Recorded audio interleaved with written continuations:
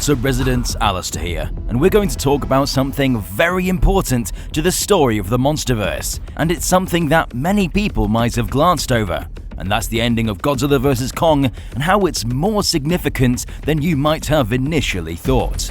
Something that leaves a massive impact for Kong, and more importantly, Godzilla. Let's not waste any more time, let's get to it!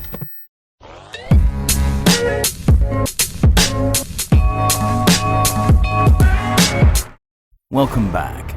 We hope you've all had a chance to watch Godzilla vs. Kong because it really is awesome. So spoilers ahead for some countries that haven't, because today we're talking about the ending. First, let's recap on the story of the film so we can examine what exactly is so important.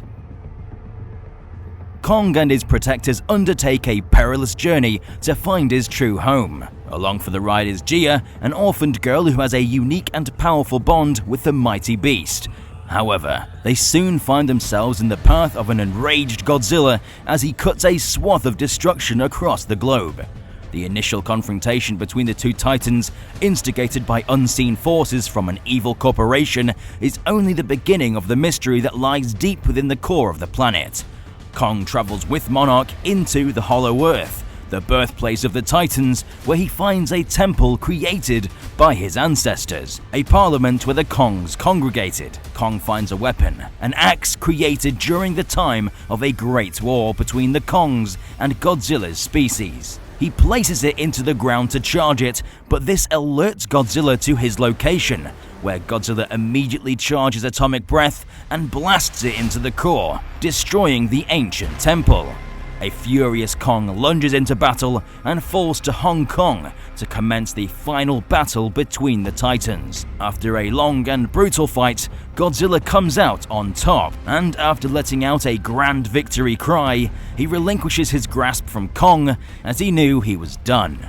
But Kong was willing to fight until his last breath before he collapsed close to death. After the battle was completed, Godzilla finally found what humanity was up to, as Mechagodzilla burst out of the side of a mountain in Hong Kong, with intentions of killing Godzilla and the rest of the Titans, to make humanity the apex species of the planet once again. Godzilla, with low energy, leapt into battle against the mechanized giant, but was faced with a being unlike anything he's faced before, and he was thrashed around like a ragdoll, powerless to stop it. Monarch was able to revive Kong with an electrical charge strong enough to light up Las Vegas, and he lunged into the fray to assist Godzilla in destroying the mech that would bring an end to him and the Titans. Kong ripped off the head of Mechagodzilla and threw it aside, finally able to rest after his long journey outside of Skull Island. Or so he thought, as Godzilla approached and Kong stood up axe in hand, ready to fight the Alpha Titan once again, this time to the death. But Godzilla halted, and he simply stood there as if waiting for something. Kong looked at his axe and then dropped it, and Godzilla let out a cry of appreciation before exiting the city to rest in the ocean until he was needed once again, letting Kong rule the Hollow Earth below while Godzilla protected the world above. Right, let's take a closer look at why this ending is more impactful than you might think. To do this, we need to go all the way back to the story of Godzilla and Kong's war that happened thousands of years ago. According to the novelization of Godzilla vs. Kong, Titanis Gojira did not like how advanced Kong species was becoming, as it threatened their reign over planet Earth. So they went to war, and whilst originally Godzilla's species had a massive advantage, killing off the Kongs with little effort, the Kongs had intelligence on their side, and they were able to craft weapons from pieces of Godzilla's fallen ancestors, using their femur bone as the handle, dorsal plates as the blade, and leathery skin to bind it all together. The Kongs knew that the only thing that could effectively stand a chance against Titanis Gojira was itself, turning what should effectively be a graveyard into an armory. So they fought fire with fire, and it worked, as they finally stood a chance against the warring species.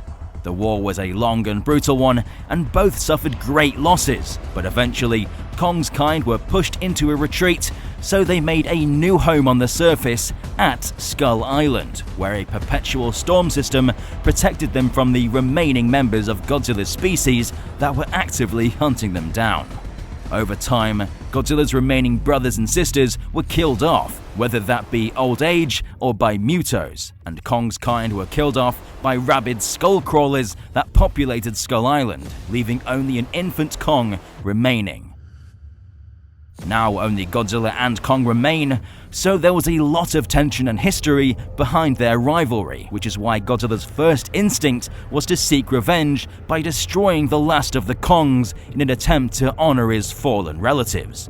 This makes later scenes far more impactful, such as when Kong begins charging his axe, forged from pieces of Godzilla's ancestors, in the Hollow Earth.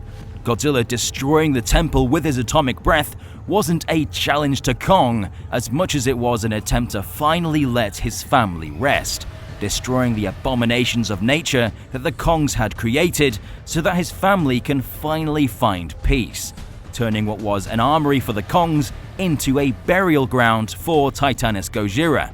And whilst on initial inspection this seems like an act of pure aggression, it's actually catharsis for Godzilla, an act of pure emotion.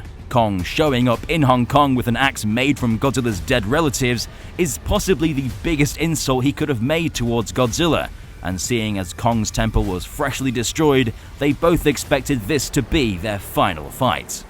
But following Mechagodzilla's defeat, and Godzilla approached not only the Titan he hated, but the one that saved him, he was able to put aside his differences, recognizing the world was big enough for both protectors. And seeing as Gojira's ancestors had finally found peace, he was ready to end the war. But there was one last problem that needed to be solved before their differences could be put behind them, and that was the weapon that was in Kong's hand. Kong was ready to fight until his last dying breath, but upon seeing Godzilla's mercy and taking Jia's words to heart, he dropped the weapon, essentially agreeing to end the war and begin a new era where both Titans could reign their respected lands in peace. Godzilla let out a roar of appreciation. The axe being dropped symbolized the end of the brutal old ways and how they can both move forward into a prosperous future. Perhaps Kong even buried the axe, allowing the creature that once lived and breathed to finally rest in peace, both with their newfound respect for the other Titan. When you look at the history of their war, it makes the events of the film far more impactful. The rage and emotion both Titans must have felt during their encounters must have been astronomical.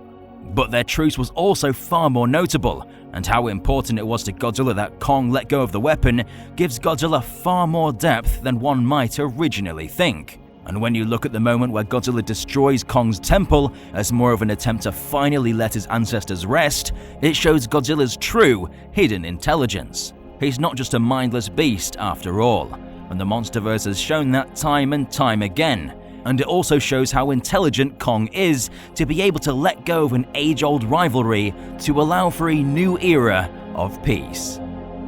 What did you think about the ending to Godzilla vs. Kong? Let us know in the comment section down below. If you learned something new, then leave a like because it helps this video reach even more fans. Don't forget to subscribe and stomp that notification button to become a resident of DangerVille today. I've been your host Alistair, and we'll see you residents in the next one.